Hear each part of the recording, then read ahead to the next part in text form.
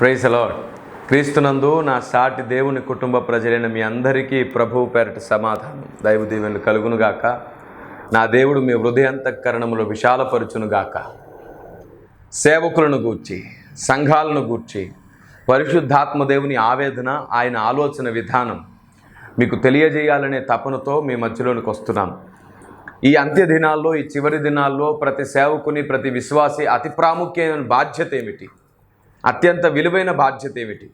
దేన్ని చేస్తే పరిశుద్ధాత్ముడు సంతోషపడతాడు? దేన్ని చేస్తే దేవుని చిత్తం ఈ భూమి మీద జరుగుతుంది? అన్నింటికీ ఒకే ఒక పరిష్కారం, ప్రతిదానికి ఒకే ఒక మూలం. అపోస్తుల కార్యం 3:21 ప్రకారం అన్నిటికీ కుదురుబాటు కాలములు వచ్చునని దేవుడు ఆది నుండి తన పరిశుద్ధ ప్రవక్తల నోట పలికించెను. అంతవరకు యేసు పరలోకవాసి అయ్యుండుట ఆవశ్యకము అని రాయబడింది. ఒకసారి ఆలోచించండి. సమస్తాన్ని దిద్దే వరకు, సమస్తం బాగుపడే వరకు యేసు ఈ భూమి మీదకి రెండోసారి రాను అంటున్నప్పుడు మనందరి బాధ్యత ఏమిటి? దిద్దుబాటుకు సహకరించాలి. ఏది కుదురుబాటు కాలములని నమ్ముతున్నామో, ఏది జరిగించడానికి దేవుడు ఇష్టపడుతున్నాడో ఆ కుదురుబాటు కాలములకు మనందరి సహకారం ఉండాలి. ఎవరినైతే దేవుడు దిద్దడానికి నియమించుకున్నాడో వారిని ద్వేషించకుండా వారిని గుర్తించగలగాలి. ఈరోజు సహోదరుల పట్ల పరస్పరం ద్వేషం ఎందుకు కలుగుతుంది? దానికి 3 కారణాలు. 1, నేను చేస్తున్న సేవను కూడా వారు లాక్కుంటారేమో అనేది. 2, నాకొచ్చే లాభం పోతుందేమో. 3, నాకొచ్చే ఘనత వారికి వెళ్ళిపోతుందేమో. ఇలాంటి 3 కారణాల వల్ల మనం ద్వేషం, నిష్కారణ ద్వేషం అనే దానికి చోటిస్తున్నాం. కయ్యూను పాపం చేసేస్తున్నాం. ఒకసారి ఆలోచించండి. ఈ 3 మనం ఇలా ఆలోచించడం వలన మనకు ప్రయోజనం ఏమిటి? ఏమండి, నా సేవ వారు లాక్కుంటారేమో, మరి దేవుడు నిన్ను పోషిస్తాడు, దేవుడు పరలోకంలో నీకు ఫలమిస్తాడు, నువ్వు చేస్తున్న న్యాయమైన పరిచర్యకు తప్పకుండా దేవుడు సహకరిస్తాడు. కాబట్టి దాని గురించి మనం బాధపడనక్కరలేదు. 2, నా లాభం ఏమైనా పోతుందేమో అని. దేవుడే మన స్వాస్థ్యమైనప్పుడు లాభం పోవడం ఏమిటి? దేవుడే మన స్వాస్థ్యమైనప్పుడు లాభం ఎలా పోతుంది? ఆయన న్యాయం గల దేవుడు. ఇక 3వ విషయం ఏమిటంటే, నా ఘనత వారికి పోతుందేమోనని. ఎప్పటికి కాదు, ఎవరి ఘనత వారికే ఉంటుంది. మనం చేసే పెద్ద తప్పు సౌలు లాంటి మనసు కలిగి ఉండడమే. సౌలు ఘనత సౌలుదే, దావీదు ఘనత దావీదుదే. ఎవరి ఘనత వారిదే. వారి నోట ఈ భూమి మీద అత్యంత ప్రాముఖ్యమైన ఆలోచనే ఉందనుకోండి, వారికి రావాల్సిన ఘనత హెచ్చుగానే ఉంటుంది. మనం సంఘాన్ని కాపుగాయడానికి నియమించబడ్డప్పుడు ఆ ఘనత మనకు ఉంటుంది. సంఘాలకు సందేశం ఇవ్వడానికి నియమించబడినప్పుడు ఆ ఘనత ఉంటుంది. ఎవరి ఘనత వారికే ఉంటుంది. అవయవాలు దేని ఘనత అదే పొందుతుంది. బైబిల్ చాలా స్పష్టంగా చెప్తుంది. దేని ఘనత దానికి ఉంది. ఒక అవయవం మరొక అవయవం ఘనతను కించపరచలేదు, దించలేదు. దేని ఘనత దానికే ఉంటుంది. కానీ మనం దాన్ని తలంచకుండా మనం అందరం కలిసి దేవుని గణపరచాల్సిన దాన్ని తృణీకరించి మనని మనం గణపరుచుకుంటున్నాం. కాబట్టి చివరి దినాలలో దిద్దుబాటు పరిచర్యకు అందరూ సహకరించాలి. ప్రతిరోజు నేర్చుకోవాలి, ప్రతిరోజు మార్చుకోవాలి. చూడండి, సాతాను ఏది సత్యమో ఏది అసత్యమో తెలుసుకోనివ్వకుండా ప్రేమ అభిమానాల ముసుగులో మనల్ని దింపేస్తున్నాడు. ప్రేమ అభిమానాల ముసుగులో మనల్ని కూరుకునేటట్లు చేస్తున్నాడు. ఈ ప్రేమ అభిమానాల ముసుగులో మనం సత్యానికి విలువివ్వట్ల, మన సెంటిమెంట్స్కి ఎక్కువ విలువిస్తున్నాం. మీకు ఒక విషయం చెప్తాను, చాలా విలువైనది. ఇది మీరు జీవితకాలం మర్చిపోకండి. ఏ సత్యం ఈ భూమి మీద దేవుడు తెలియజేయాలనుకుంటున్నాడో, ఏ సంగతుల ద్వారా సంఘానికి సంపూర్ణతను ఇవ్వాలనుకుంటున్నాడో, ఏ చెడినటువంటి పునాదులను తిరిగి బాగు చేయాలనుకుంటున్నాడో, ఏ పడిన గోడలను తిరిగి కట్టాలనుకుంటున్నాడో ఆ పని చేయడానికి దేవుడు కొందరిని నియమించుకుంటాడు. సాతాను ఏం చేస్తాడంటే, ఆ కొందరి మాట అందరూ వింటే తప్పకుండా దేవుడు అనుకున్న పని జరుగుతుంది. అలా కాకుండా ఉండడానికి దేవుడు వాడుకునే వీరిని నిష్కారణంగా అనేకులు ద్వేషించేటట్లు వీరి మీద నిందలు ప్రచారం చేస్తాడు, తప్పుడు అభిప్రాయాలు ప్రచారం చేస్తాడు. వారు నిష్కారణంగానే వీరిని ద్వేషించేటట్లు, దేవుడు వాడుకునే బూరలను కూడా తృణీకరించేటట్లు. నీతిమంతులను ద్వేషిస్తే మనం అపరాధులం అవుతాం.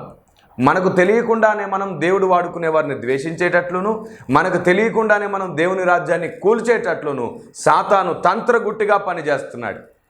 ఇందులో మనం నేర్చుకోవాల్సిన అతి ప్రాముఖ్యమైన విషయం ఏమిటంటే, నిందలు ప్రచారములోనికి వస్తున్నప్పుడు, ఒకరిని గూర్చి వ్యక్తిగత విషయాలు చెడ్డగా ప్రచారం చేస్తున్నప్పుడు వాటిని దృష్టించకుండా మనం దృష్టించవలసింది ఒక్కటే, ఎవరిని గూర్చైతే వీళ్ళు చెబుతున్నారో అతని వల్ల దేవుని పని జరుగుతుందా లేదా, దేవుని చిత్తం జరుగుతుందా, ప్రజలకు సమన్వయత ఏర్పడుతుందా? ప్రతి దాని మీద ప్రత్యేకమైన దృష్టి కలుగుతుందా లేదా? ఈ చివరి దినాలలో అందరినీ అన్నిటి విషయాలలో సంపూర్ణులు చేయడానికి అతని ద్వారా సేవ జరుగుతుందా లేదా? వీటన్నిటిని పరిగణలోనికి తీసుకోవాలి. ఎందుకంటే నీతిమంతుడు లేడు, ఒక్కడు లేడు. వ్యభిచారం చేస్తూ ఒక స్త్రీ పట్టుబడినప్పుడు అందరూ రాళ్ళతో కొట్టి చంపాలనుకున్నారు. ఆ టైంలో యేసుప్రభు మాట అన్నారు, మీలో ఎవరైతే తప్పు చేయలేదో వాళ్ళు రాయి వేయమని. ఎందుకు ఒక్కరు కూడా రాయి వేయలేదు? ఏమండి, ఎందుకు రాయి వేయలేదు? ప్రతి ఒక్కరూ ఏదో ఒక విషయంలో తప్పిపోతున్నారు. దొరికినవాడే దొంగ, దొరకనివాడు దొర అనే ఓ సామెత ఉంది. కాబట్టి ఇతడు ఒక విషయంలో తప్పిపోతుంటే నువ్వు ఇంకొక విషయంలో తప్పిపోతుంటావు. చాలా సందేశాలు నేను చెప్తాను ఈ విషయాన్ని. దావీదు చాలా విపరీతమైన తప్పులు చేశాడు. అయినా సరే దేవుడు అతన్ని క్షమించి మరల మహాభక్తుడిగా వాడుకున్నాడు. ఈ భూమి మీద ఎవరైనా సరే ఎలాగైనా సరే ఈ శరీరంతో ఉన్నప్పుడు పడవచ్చు, పరిస్థితులు వారిని లాగవచ్చు, వాటెవర్. తిరిగి అతడు నిలబడి దేవుని పని కోసం పూనుకుంటున్నప్పుడు ఆపాలని ప్రయత్నిస్తున్నవాడు దేవునికి శత్రువు, దేవునికి విరోధి. పరిశుద్ధాత్మను ఆటంకపరచు వారికి క్షమాపణ లేదు. ఈ యుగమందు కానీ రాబో యుగమందు కానీ క్షమాపణ లేదు. కాబట్టి మీరు మీ స్వతహాగా మీ సొంతగా మీ కొరకు మీరు ఆలోచించుకొని దేవుని చిత్తాన్ని, దేవుని రాజ్యాన్ని కూల్చకండి. మీకు మీరుగా ఒకసారి పరిశీలన చేసుకోండి, మోకరించండి, దేవుని వేడుకోండి. ఎవరైతే దేవుడు వాడుకుంటున్న వారికి వ్యతిరేకమో వారికి దేవుడు వ్యతిరేకం. ఇందులో ఎలాంటి డౌట్ లేదు. No more disputes. ఇందులో ఖచ్చితం వాక్యమే సెలవిస్తుంది. దేవుడు వాడుకునే వారికి ఎవరు వ్యతిరేకమో వారికి దేవుడు శత్రువు. వారు ఎంత నీతిమంతులు కానివ్వండి, ఎంత పరిశుద్ధులు కానివ్వండి, ఎంత యథార్థవంతులు కానివ్వండి, దేవుడు వాడుకునే వాడికి వ్యతిరేకమా? ఖచ్చితంగా దేవుడు వారికి వ్యతిరేకమే. మరి ఈ విషయంలో మీరు ఇప్పటి వరకు ఎవరిని ద్వేషిస్తున్నారో, ఎవరిని తృణీకరిస్తున్నారో, ఎవరిని గూర్చి మీరు ఈర్ష్య కలిగి ఉన్నారో, అనవసరమైనటువంటి ఆలోచనలు ప్రచారం చేస్తున్నారో ఒక్కసారి మిమ్మల్ని పరీక్షించుకోండి. మీ సొంత ఐడియాలజీ నెరవేర్చుకోవడం కోసం, మీ సొంత పాలసీలను అప్లై చేయడం కోసం సంఘంలో దేవుని ఆలోచనలను, దేవుని ఐడియాలజీని తృణీకరిస్తున్నారు. చూశారు, దేవుడు మిమ్మల్ని విడిచిపెడతాడా? ఈ చివరి దినాల్లో మనుషులు చనిపోకముందే దేవుని ఆలోచన అందించే ప్రయత్నం చేస్తున్నటువంటి మనిషి పైన మీ ఆలోచన విధానం దేవునికి వ్యతిరేకం కాదా? కాబట్టి దేవుని ప్రజలారా, అందరూ కలిసి దిద్దుబాటుకు సహకరించండి. ఎవరి మీద నుంచో, ఎవరెవరిని కూర్చో, ఎవరెవరో చెప్పే మాటలు గుడ్డిగా నమ్మకండి. మనుషుల జీవితాల్లో అభ్యంతరాలు దేవుడు అనుమతిస్తాడు, సాతాను కలగజేస్తాడు. వాటన్నిటినీ అధిగమించి ఆలోచించగలిగినప్పుడే మనం సరిగ్గా భక్తి చేస్తున్నట్లు. ప్రతి మాట నమ్మితే ఇంకా మనలో భక్తి ఏమిటి? ప్రతిదానిని నమ్మకూడదు. బైబిల్ చాలా స్పష్టంగా చెప్తుంది, మనం ప్రతిదాన్ని నమ్ముతూ వెళ్ళకూడదు, పరిశీలించాలి. ఏది నమ్మితే మన ఆత్మీయ జీవితానికి క్షేమము అది మాత్రం నమ్మడం మనకు మంచిది. అలా మనకు మంచిదేదో దాన్నే నమ్మితే సాతాన్ని గెలవగలుగుతాం. అలా కాకుండా గాలికి కొట్టుకుపోయే ప్రతి దాన్ని నమ్మామనుకోండి, సాతాను గెలుస్తాడు, దేవుడు కన్నీళ్లు గారుస్తాడు. మరలా చెప్తున్నాను, ఈ అంత్య దినాల్లో అందరూ దిద్దుబాటుకు సహకరిద్దాం. ఎవరిని వ్యక్తిగతమైన వాటి విషయంలో దూషించడం మానేయండి, ద్వేషించడం మానేయండి. దేవుడు వాటి కోసం లెక్క అడుగుతాడు. కానీ మన ముందున్నవాడు దేవుని పని గొప్పగా, సక్రమంగా, సరిగా, వాక్యానుసారంగా చేస్తున్నప్పుడు అక్కడ ఎలాంటి అభ్యంతరాలు లేపొద్దు. అభ్యంతరాలు రాకమానవు. మనుషులం కదా, ఆదాము నుండి వచ్చినటువంటి స్వభావం మనలో ఉంది. అభ్యంతరములు రాకమానవు. కానీ అభ్యంతరములు ఎవని వలన కలుగునో వానికి శ్రమ. ఇందులో ఎవరు మినహాయింపు కాదు. అభ్యంతరములు ఎవరి వలన కలుగో వానికి శ్రమ. కోరాహు మహాభక్తుడండి, అతని వల్లే అభ్యంతరం కలిగింది. రండి నిజానిజాలు తేల్చుకుందామంటే అతడు నేరుగా తేల్చుకోకుండా వాళ్ళ దగ్గర వీళ్ళ దగ్గర ఒక గుంపును తయారు చేసుకొని ఎన్నో రోజులు అలాంటి పనులు జరిగింది. చాలా రోజులు దేవుడు ఎదురు చూశాడు. ఓ గుంపు తయారవ్వడం అంటే మాటలా? చాలా టైం పట్టింది, చాలా టైం దేవుడు ఇచ్చాడు.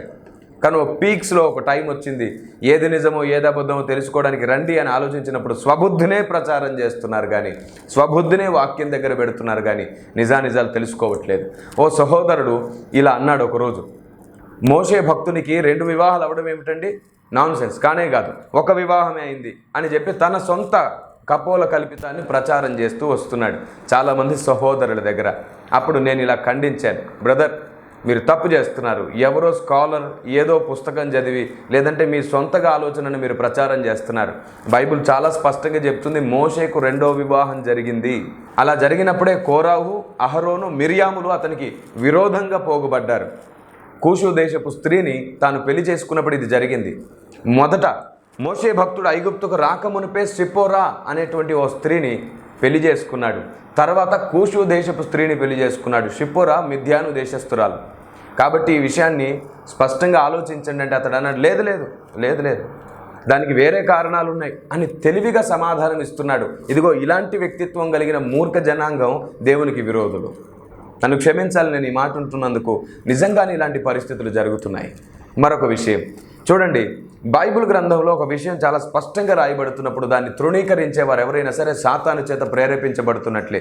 వీరు చాలా నీతిగా, యథార్థంగా, ఉన్నతంగా కనబడతారు, కానీ ఊరుకోరు. వీరు చాలా చిన్నగా స్లో పాయిజన్ ఎలాగైతే పనిచేస్తుందో వీరి తీయటి మాటలు అలాగే ప్రజల్ని లొంగదీసుకుంటూ ఉంటాయి. వారు చెప్పే మాటలు చాలా నీతిగా, యథార్థంగా అనిపిస్తూ ఉంటాయి. తేనె పూసిన విషగూలికలను ఎప్పుడు తెలుస్తుందో తెలుసా? లేఖనం మీకు విరోధం అని దేవుడు ప్రకటించిన రోజున, న్యాయపీఠం ముందు సిగ్గుపడిన రోజున ఎవరేం కాపాడలేరు. ఆ రోజు మీ స్థాయి పోతుంది. అక్రమము చేయువారులారా నా యుద్ధ నుండి పొండి అంటాడు. లేఖనం ఒకటి చెప్తుంటే ఒకదాన్ని ఇంకొకదానిగా ప్రస్తావించడం ఏమిటండి? చేదును తీపండం ఏమిటి? వెలుగును చీకటండం ఏమిటి? కాబట్టి సహోదరులారా, అనేకమైనటువంటి నిష్కారణ ద్వేషాలు, వ్యక్తిగత కారణాలను బట్టి లేఖనాలను తృణీకరించకండి. అందుకే నేను సేవ జరిగిస్తున్నటువంటి సంఘాలతో ఎప్పుడు నేను చెబుతుంటాను, ఏమన్నా తెలుసా? ఎప్పుడైనా నేను మీకు నచ్చకపోవచ్చు. అలాంటి నేను నచ్చకపోయిన రోజున నన్ను వదిలేయండి, కానీ నేను నేర్పించిన వాక్యాన్ని వదలకండి. నన్ను బట్టి మీరు వాక్యాన్ని తృణీకరించకండి. చాలాసార్లు మీకు నేను నచ్చకపోవచ్చు, ఎందుకంటే మీకు నచ్చింది చెయ్యాలనుకున్న రోజున నేను నచ్చను అని చెబుతూ ఉంటాను. ఎవరికి నచ్చాలని మేము బ్రతకట్లేదు, ఎవరికి నచ్చినట్లు చెయ్యాలని మేము బ్రతకట్లేదు. ఆయనకు నచ్చినట్లు ఉంటూ దేవుని చిత్తాన్ని ఈ భూమి మీద జరిగించాలని మాత్రమే మేము ఉన్నాం. మీకు స్వతహాగా నచ్చిన వాటిని చెయ్యాలి అంటే చాలాసార్లు ఆత్మపూర్ణులకు సాధ్యం కాదు. మీకు నచ్చినట్లు మీ ఇంటి చుట్టూ తిరగాలంటే కుదరదు. మీకు నచ్చినట్లు విజిటింగ్లు చేయాలంటే కుదరదు. మీకు నచ్చిన ఫంక్షన్లకల్లా హాజరవ్వాలంటే కుదరదు. దేవునితో గడిపేవాడు, ప్రక్షాళన కోసం ప్రయత్నించేవాడు, సాతానులతో పోరాడేవాడు, అంతర్మథనంలో సంఘర్షణ ఎదుర్కొనేవాడు మీకు నచ్చినట్లు ఉండలేడు. ఇలాంటి ఉన్నతమైన పనికి పూనుకున్నటువంటి వాడికే మీరు నచ్చినట్లుంటూ పరిగెత్తి సైనికులు అవ్వాలి, మహాసైన్యమై వర్ధిల్లాలి. ఈనాటి దినాల్లో గుర్తుంచుకోండి, మీకు ఒక విషయం చెప్తున్నాను. నాయకుడు అనేవాడు అందరికీ ఒకేసారి న్యాయం చేయలేడు. It's highly difficult and impossible. మరలా చెప్తున్నాను, నాయకుడు అనేవాడు అందరికీ ఒకేసారి న్యాయం చేయలేడు, కానీ అందరికీ న్యాయం చేస్తాడు కాలక్రమేపీ. ఒకరికి ఒక కాలంలో న్యాయం చేసినప్పుడు వెంటనే పక్కనున్నవాడు నాకెందుకు న్యాయం చేయలేదు అని అడుగుతాడు. కానీ శిష్యుడైన వాడు, సైనికుడైన వాడు అలా అడగడు. నా నాయకుడు న్యాయం చేయడం ప్రారంభించాడు, వరుసగా నా వంతు కూడా వస్తుంది. నా నాయకుడు న్యాయం చేయడం ప్రారంభించాడు, వరుసగా తప్పకుండా నా దారి వస్తుంది, నా మార్గం వస్తుంది, నా వంతు వస్తుంది అని ఆలోచించేవాడు శిష్యుడు, సైనికుడు. అలా కాదని చెప్పి నా వంతు రాలేదేమిటి, నాకు న్యాయం చేయలేదేంటి అనేటువంటి వాడు ఎలాంటి వాడంటే, ఏమండి, సవతి కోడలు లాంటి వాడు, లేదనుకోండి సామంతరాజు లాంటి వాడు, కుట్రపూరితమైనటువంటి వ్యక్తిత్వం గలవారు. కాబట్టి దేవుని ప్రజ, నాయకుడు అనేవాడు అందరికీ ఒకే రోజు ఒకేసారి న్యాయం చేయడం కుదరదు. మీరు చెప్పండి, మీ ఇంట్లో మీరు ఒకేసారి అందరికీ న్యాయం చేయగలరా? మీ వల్ల అవుతుందా? కుటుంబ యజమానిగా ఖచ్చితంగా ఎవరో ఒకరు అసంతృప్తికి గురవుతారు. అప్పుడు మరలా వాళ్ళకు న్యాయం చేసే ప్రయత్నం చేసినప్పుడు ఇటున్న వాళ్ళు నాకు ఇదే ఇచ్చావు, వారికైతే 2 ఇచ్చావు అని అంటారు. మరలా వీరికి న్యాయం చేయాలి. ఇంకా జీవితకాలం ఇదే జరుగుతుంది. అలా కాకుండా ఒకరి మధ్యలో ఒకరికి మంచి సఖ్యత, మంచి ఆలోచన ఉందనుకోండి, చాలా గొప్పదవుతుంది. రాష్ట్రానికి ఒక వ్యక్తి నాయకుడు అయ్యాడు. అతడు అందరికీ న్యాయం చేయాలనుకుంటున్నాడు, కానీ చేతిలో చాలా తక్కువ ధనం ఉందనుకోండి, ఏం చేస్తాడు? వరుసగా ఒక క్రమాన్ని నియమించుకుంటాడు. ఇది అత్యవసరం, దీని తర్వాత ఇది చేసినా పర్వాలేదు అని. కానీ కొందరు మూర్ఖులు ఏం చేస్తారంటే, ఏది అత్యవసరమో ఏది కాదో తెలుసుకోకుండా మాకు అన్యాయం జరిగిందని విర్రవీగుతూ ఉంటారు. ఇది చాలా ప్రమాదకరమైన ధోరణి. లోకం అలా ఉంటుండవచ్చు, కానీ క్రైస్తవుడైన ఆలోచించాలి. మీకు ఒక విషయం చెప్పనా? నాయకుడు అనేవాడు రాష్ట్రాన్ని పరిపాలిస్తున్నాడు అనుకోండి, ఒక మహాప్రజను పరిపాలిస్తున్నాడు అనుకోండి, ఖచ్చితంగా ఏం చేస్తాడు? ఒక చోట నుంచి డబ్బు తీసి ఇంకో చోట పెట్టి అలా రొటేషన్ చేస్తూ చివరికి అందరికీ న్యాయం చేయాలనుకుంటాడు. ఎప్పటికీ అతను అలా చేయకపోతే మనం తిరగబడవచ్చు. ఏమండి, తన పరిపాలనా కాలం అంతా అయిపోయినా సరే మాకు న్యాయం చేయలేదండి అనుకోండి, తిరగబడవచ్చు, మీరు మాకు అన్యాయం చేశారు అని. కానీ తన పరిపాలన కాలం అవ్వలేదు, ప్రారంభంలోనే తాను అన్యాయం చేశాడని ఎప్పుడైతే నింద వేస్తామో, ఇది చాలా తప్పుడు విధానం. క్రైస్తవులందరూ ఆలోచించాలి, కొంచెం ఎదురు చూడాలి. మా ధనాన్ని తీసుకెళ్ళి ఇంకెవరికో పెడుతున్నారు అని కాకుండా, ఎప్పటికైనా మాకు న్యాయం చేస్తాడేమో చూద్దాం, అన్నిటినీ ప్రక్షాళన చేస్తున్నాడు కదా అనుకోవాలి. ఇటీవలి కాలంలో నేనున్న నేలపైన, నేనున్న రాష్ట్రంలో, నేనున్న పరిస్థితిలో నేను చూస్తున్న అన్యాయాన్ని చూస్తుంటే అర్థమైపోతుంది ప్రజలు ఎంత అసహనానికి గురవుతున్నారో, ప్రజల్లో ఎంత అమాయకత్వం ఉందో అర్థమవుతుంది. లోకం అలా ఆలోచిస్తున్నా పర్వాలేదు, సత్యదేవుని నమ్మి వెంబడిస్తున్న యథార్థవంతులు మాత్రం సమన్వయాన్ని పాటించండి, తోడివ్వండి. ఎప్పటికీ సహాయం చేయకపోతే అప్పుడు తోడు విడిచిపెట్టొచ్చు. ఒకటి మాత్రం నిజం, లోకనాయకుడు వేరు, ఆత్మీయ నాయకుడు వేరు. ఈ ఆత్మీయ నాయకత్వం దగ్గరకు వచ్చేసరికి చాలామంది చేస్తున్న పెద్ద తప్పదే, నాకు న్యాయం చేయట్లేదు. అందరికీ దేవుడు న్యాయం చేయాలండి, అందరికీ దేవుడే న్యాయం చేస్తాడు. దేవునిని నమ్ముకొని మనిషిని వెంబడించండి, మనిషిని నమ్ముకొని దేవుడిని వెంబడించద్దు. మనిషిని నమ్ముకొని దేవుని వెంబడిస్తే మనిషిలో నీకు కనబడేటువంటి తప్పులన్నింటిని బట్టి నువ్వు దేవుని విడిచిపెడతావు. కానీ దేవుణ్ణే నమ్ముకొని నువ్వు మనిషిని వెంబడిస్తే తప్పులు కనబడుతున్న వాటిని సరిచేస్తూ నీలో భక్తిని చూపిస్తావు. ఇది కదా నిజమైన ఉన్నతమైన భక్తి. ఇలాంటి ఉన్నతమైన ఆలోచనలు నేర్పుతున్నటువంటి భక్తులను తృణీకరించడం దేవునికి విరోధం కాదా? ఉన్నతమైన భక్తిని, ఉన్నతమైన వ్యక్తిత్వాన్ని నిర్మించాలని దేవుడు వాడుకుంటున్న వాడి జీవితంలో సాతాను నాటిన విషమూలికలు, సాతాను నాటిన విషబీజాలను మీరు చూస్తుంటే తప్పు కాదా అది? సాతాను నాటిన విషబీజాలను అవసరమైతే పెకలించే ప్రయత్నం చేయండి మీ ప్రార్థనా శక్తితో. ఎవరు స్వతహాగా దేవునికి వ్యతిరేకం అవ్వారు అనుకోరు. కాబట్టి ఈరోజు పరిశుద్ధాత్మ దేవుడు మీతో మాట్లాడుతున్నాడు. దయచేసి ఈ విషయాన్ని గమనించండి. సాతాను విత్తనాలను పెకలించండి. మీ తోటివాడు ఎవరైనా పడిపోతే అతన్ని ప్రాపగండ చేసి అతన్ని ఇబ్బంది పెట్టకుండా అతనికి ఇంకా మంచి సహవాసాన్ని ఇచ్చి, ప్రార్థన తోడునిచ్చి, అతన్ని లేవనెత్తి సాతాను చేతుల్లోంచి మీరు విడిపించండి అతన్ని. అప్పుడు మీరు దేవుని పిల్లలు, దేవుని ప్రజలు. దేవుడు మిమ్మల్ని చూసి ఆనందపడతాడు, ఆనంద బాష్పాలతో ఆయన సంతోషపడతాడు. ఆయన ఒకనాటి కన్నీళ్లను మీరు నాట్యంగా మార్చేవారు అవుతారు. దేవుని ప్రజ, మీ కొరకు ఈ సందేశాన్ని పరిశుద్ధాత్మదేవుడు సిద్ధపరచమన్నాడు. ఈ చివరి దినాల్లో అన్నిటినీ సరి చేసుకోవడానికి ఇష్టపడండి, అన్నిటినీ దిద్దడానికి ఇష్టపడండి. అలా న్యాయంగా దిద్దుతున్న వారెవరో, దేవుడు వాడుకుంటున్న వారెవరో గుర్తుపట్టండి. తప్పకుండా దేవుడు వాడుకునే వారి మీదకి నిందలు వచ్చి తీరుతాయి, సమస్యలు వచ్చి తీరుతాయి.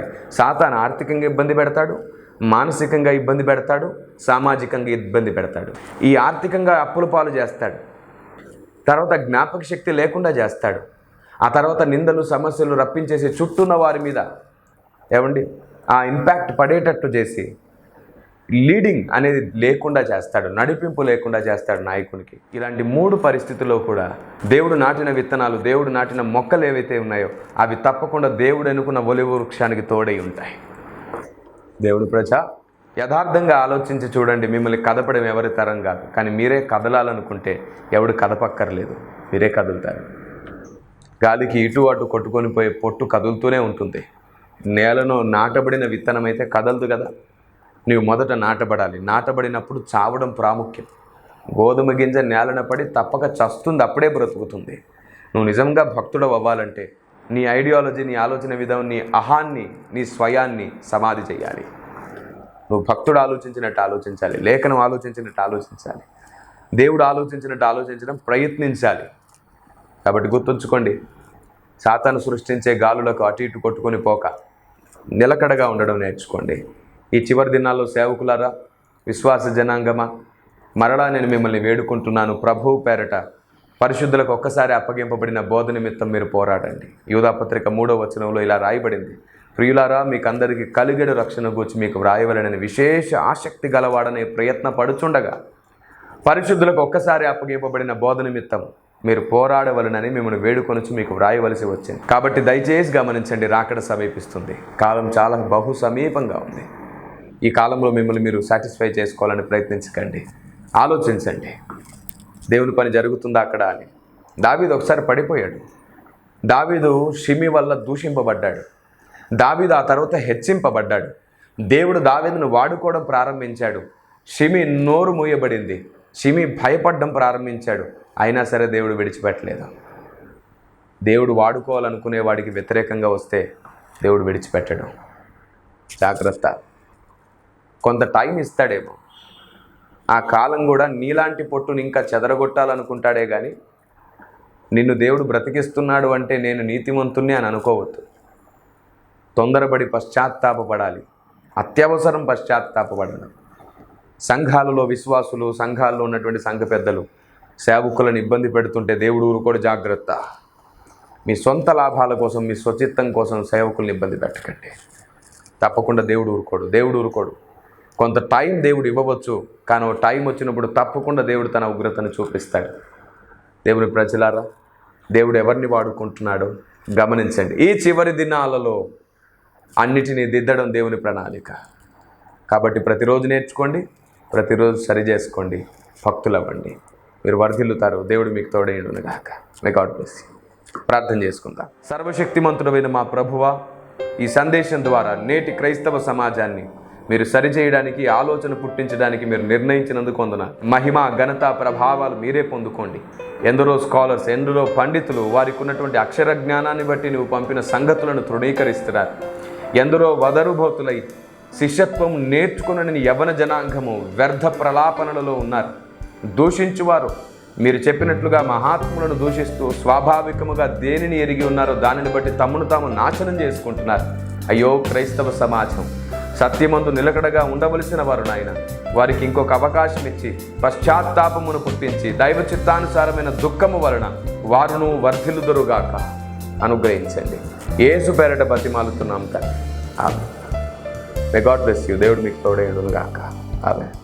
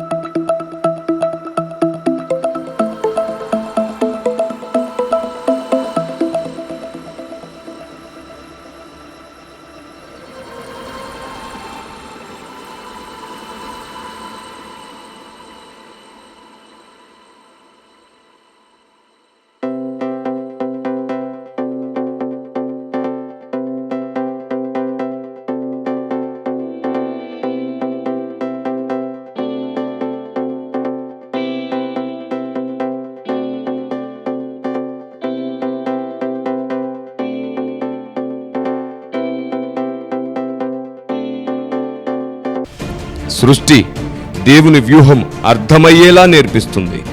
సృష్టి దేవునిలా ఆలోచించమని ప్రోత్సహిస్తుంది.